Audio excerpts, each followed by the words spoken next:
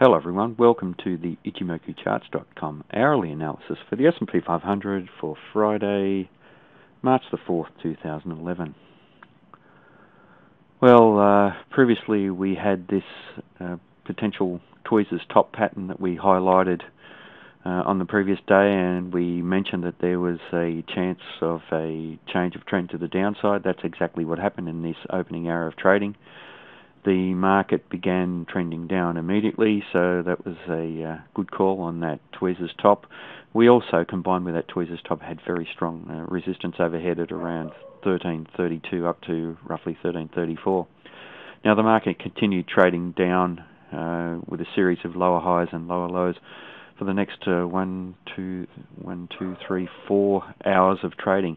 And as the market was trending down, the size of the bodies of those candles was extending and becoming larger. That's exactly how you'd like to see a trend develop, quite a bearish trend to the downside. As the market was making lower highs and lower lows, the sellers were continually making net bearish progress in that hour of trading.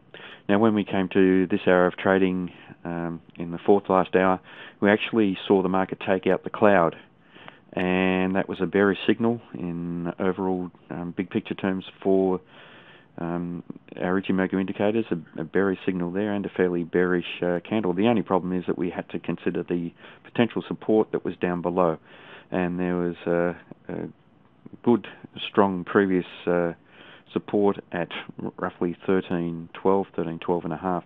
Well, you can see from the shadow on the bottom of this candle that we had some buying coming in, even though it was a fairly bearish candle.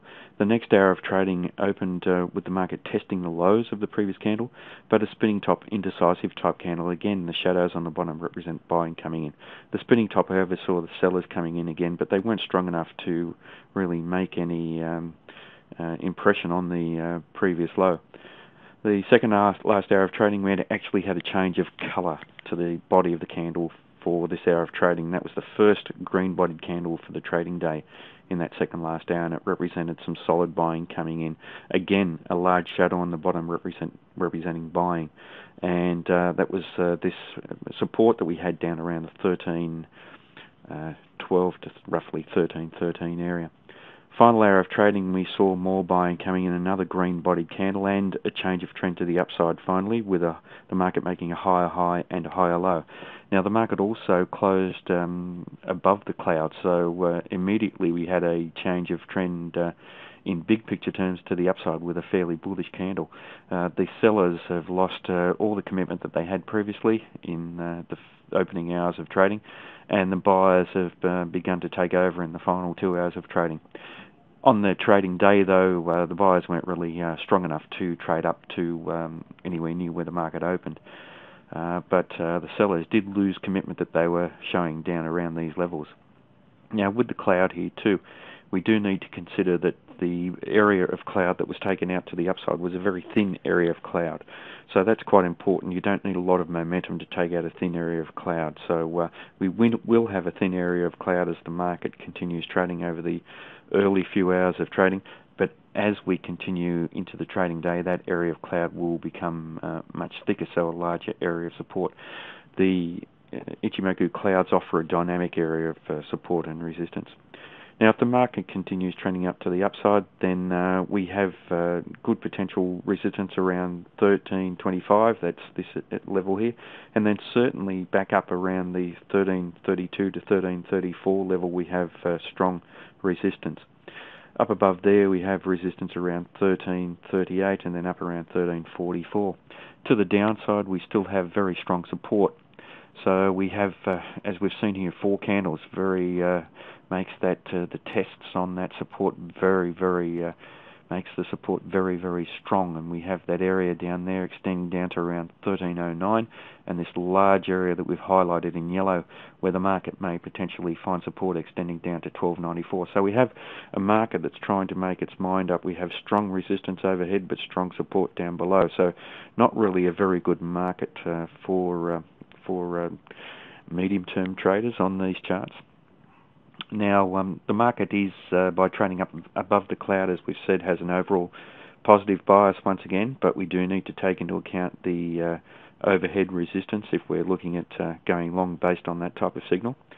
And the market is trading up above the Kijun-sen, which means that the market is bullish in the medium-term time frame, but below the Tenkan-sen, the blue line here, which means the market is negative in the fast-term time frame. So a couple of mixed signals. We also have a flat Kijun-sen, and price action tends to be attracted back towards her, and that's exactly what happened in these earlier hours of trading. And then, like a rubber band, the market in the final few hours of trading moved back towards there and through there. So the market didn't find any support or resistance around the Kijun-sen at this stage. We could look to the Tenkan-sen, which is around 1323, to offer potential resistance to the market. Now, for the breakout above the cloud as well, that breakout has occurred at a flat part of the cloud. And sometimes we can get false signals when the market breaks out of a flat cloud, so that could be quite important for this market. That's probably another reason for not taking this as a terribly bullish signal. Just beware, be very cautious of the market over the first few hours of trading. So we do need to watch around the high of the current candle, which is at 1321, then certainly up to around 1325 when the market opens, but certainly just below this area around the 1312 area is very, very strong support as well.